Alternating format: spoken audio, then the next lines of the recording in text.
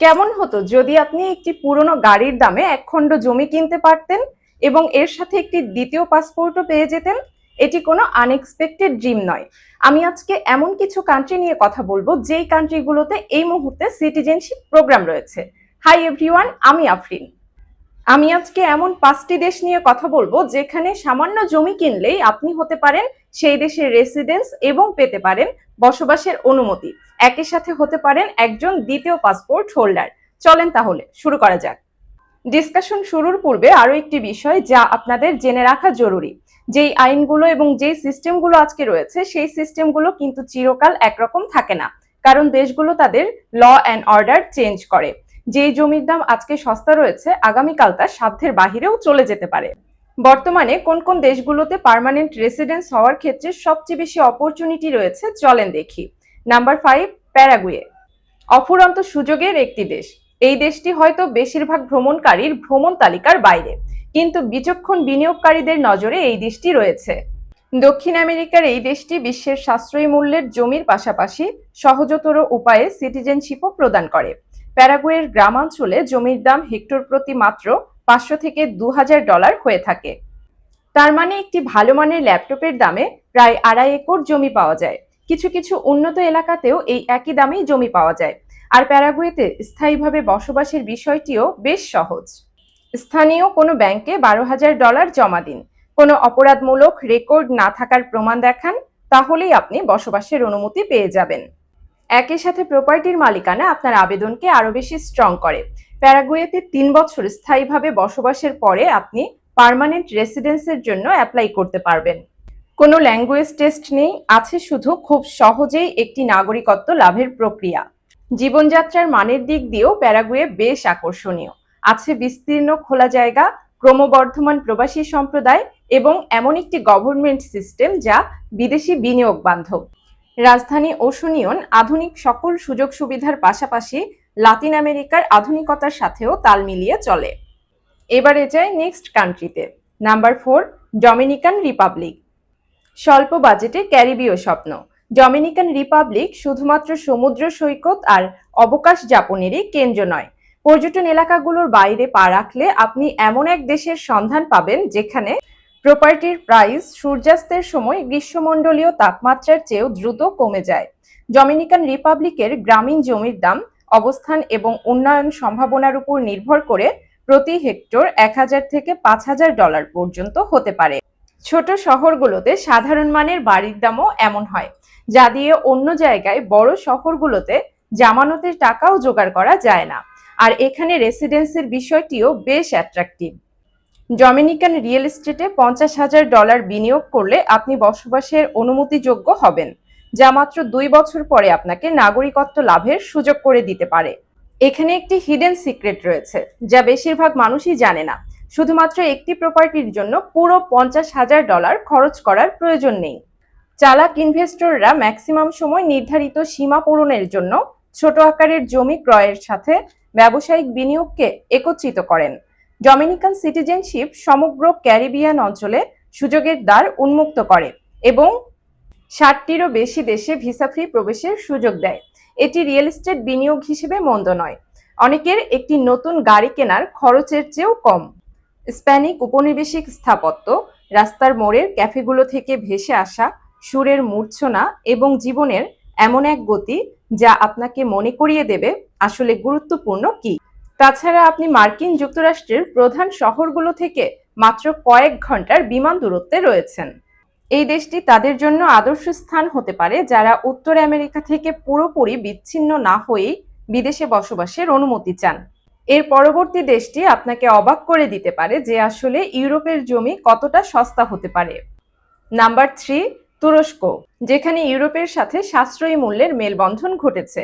তুরস্ক 2টি মহাদেশের সংযোগস্থলে অবস্থিত। এই দেশটিতে এমন কিছু সুযোগ রয়েছে যা ইউরোপীয় স্বপ্ন ও উন্নয়নশীল বিশ্বের মধ্যকার ব্যবধান কমিয়ে আনে। তুরস্কের গ্রামীণ জমি আশ্চর্যজনকভাবে সাশ্রয়ী, যেখানে অনেক অঞ্চলে প্রতি একর কৃষি জমি মাত্র $1,000 থেকে $3,000 পাওয়া যায়। কিন্তু তুরস্কের তাস হলো বিনিয়োগের মাধ্যমে নাগরিকত্ব কর্মসূচি। তুরস্কের রিয়েল এস্টেটে $250,000 বিনিয়োগ করলে আপনি মাত্র 3 মাসের মধ্যেই পূর্ণ তুর্কি নাগরিকত্বের জন্য যোগ্য হতে পারেন। এই পরিমাণকে অতিরিক্ত ব্যয়বহুল বলে উড়িয়ে দেওয়ার পূর্বে এই বিষয়টি বিবেচনা করুন। একাধিক ছোট প্রপার্টি কিনে অথবা ছোট শহরগুলোতে জমি কেনার সাথে সংস্কার করা বাড়ি একত্রিত করে অনায়াসেই এই সীমা পূরণ করা যায়। তুর্কি নাগরিকত্ব পাওয়াটা অনেকটা সোনার হরিণ হাতে পাওয়ার মতো। এর মাধ্যমে 100টিরও বেশি দেশে ভিসামুক্ত প্রবেশাধিকার পাওয়া যায় এবং ইউরোপ, এশিয়া ও মধ্যপ্রাচ্য জুড়ে ব্যবসার সুযোগ সৃষ্টি হয়। এখানে বিনিয়োগের মাধ্যমে আপনি শুধু জমিই কিনছেন না, বরং আপনি কিনছেন বিশ্বব্যাপী চলাচলের স্বাধীনতা। এখানে জীবনযাত্রার আকর্ষণ অনস্বীকার্য। ভূমধ্যসাগরীয় উপকূলীয় শহর থেকে শুরু করে শতাব্দীর সভ্যতার সাক্ষী ঐতিহাসিক নগরী পর্যন্ত তুরস্কে সবকিছুই রয়েছে।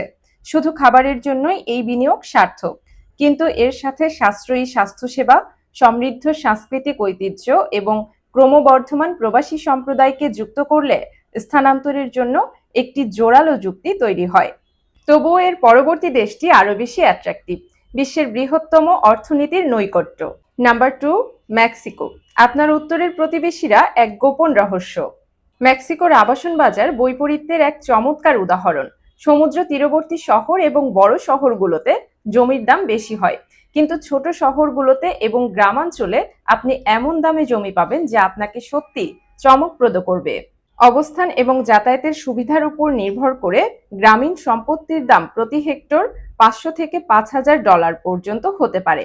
বাসস্থানের বিষয়টি কিছু দেশের তুলনায় আরও সূক্ষ্ম, কিন্তু সমানভাবে মূল্যবান। যদিও মেক্সিকো রিয়েল এস্টেটে সরাসরি বিনিয়োগের মাধ্যমে নাগরিকত্ব প্রদান করে না, কিন্তু প্রপার্টির মালিকানা আপনার ভিসার আবেদনকে আরো বেশি স্ট্রং করে তোলে, যা স্থায়ী ও অস্থায়ীভাবে মেক্সিকোতে বসবাসের পথকে আরো সুদৃঢ় করে। মেক্সিকোর স্থায়ী বাসিন্দা হওয়ার 5 বছর পরে এখানকার নাগরিকত্ব লাভ করা যায়, এবং এর সুবিধা শুধু দ্বিতীয় পাসপোর্ট থাকার মধ্যেই সীমাবদ্ধ নয়, বরং এর পরিধি আরো অনেক বিস্তৃত। এর মাধ্যমে আপনি মেক্সিকোর স্বাস্থ্যসেবা ব্যবস্থায় প্রবেশাধিকার লাভ করবেন, দেশের যে কোনো স্থানে কাজ করার সুবিধা এবং উত্তর আমেরিকা ও ল্যাটিন আমেরিকা জুড়ে ব্যবসার জন্য আদর্শ একটি কৌশলগত অবস্থান হতে পারে মেক্সিকো। এখানে জীবনযাত্রার মান নাটকীয়। ইউনেস্কো বিশ্ব সাহিত্য মর্যাদাপ্রাপ্ত উপনিবেশিক শহর, তাজা পণ্যে ভরা প্রাণবন্ত বাজার এবং এমন এক সম্প্রদায়ের কথা ভাবুন যেখানে প্রতিবেশীরা একে অপরের নাম জানে। তাছাড়া যুক্তরাষ্ট্রের প্রধান শহরগুলোতে সরাসরি ফ্লাইটের খরচ মেক্সিকোর অভ্যন্তরীণ ফ্লাইটের খরচের থেকে কম হওয়ায় আপনি সহজেই যোগাযোগ বজায় রাখতে পারবেন। কিন্তু আপনি যদি ইউরোপীয় নাগরিকত্ব চান, তাহলে পরবর্তী দেশটি এই মহাদেশে আপনাকে সবচেয়ে সস্তায় প্রবেশের সুযোগ করে দেবে। Number 1, Greece. উন্নয়নশীল বিশ্বের দামে ইউরোপীয় স্বপ্ন। গ্রিসের অর্থনৈতিক সংকট বিচক্ষণ ইনভেস্টরদের জন্য অভূতপূর্ব সুযোগ সৃষ্টি করেছে।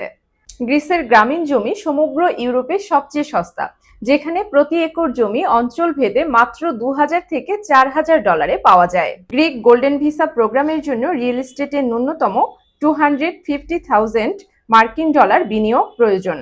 কিন্তু ম্যাক্সিমাম মানুষই যেই বিষয়টি উপলব্ধি করে না তা হলো গ্রামীণ জমি সহ একাধিক ছোট সম্পত্তি এবং ছোট শহরে মাঝারি আকারের বাড়ি কেনার মাধ্যমে প্রায়শই এই সীমায় পৌঁছানো যায়।